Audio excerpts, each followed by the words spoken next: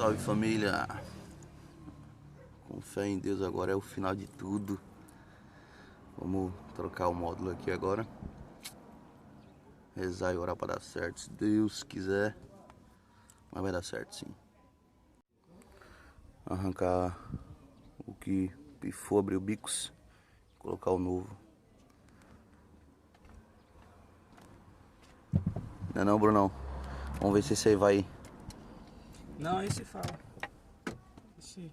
Não vai deixar nós na mão de novo. Esse fala. Esse, como diz lá no interior, esse cruzeiro. Galera, eu vou deixar na descrição do vídeo lá o Face do Brunão e o Instagram dele pra vocês verem o trampo do cara. Firmeza. Já já nós volta.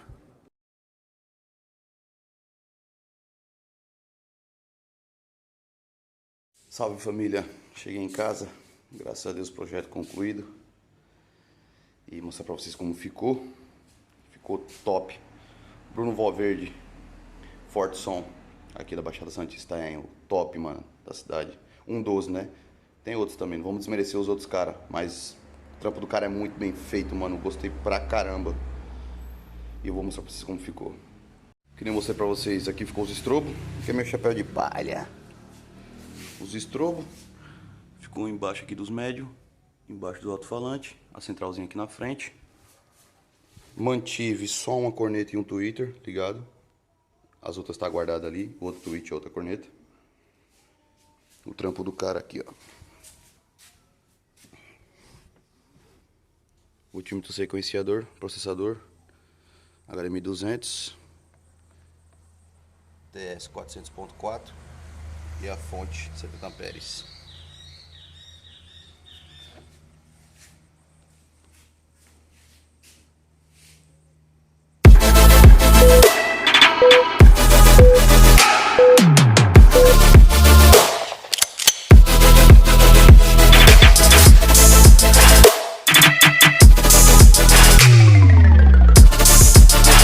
Projeto concluído, graças a Deus.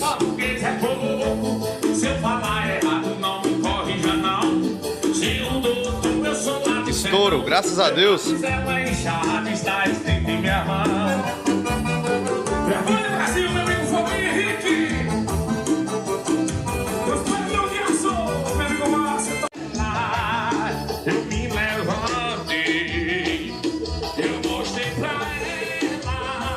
Até que enfim saiu.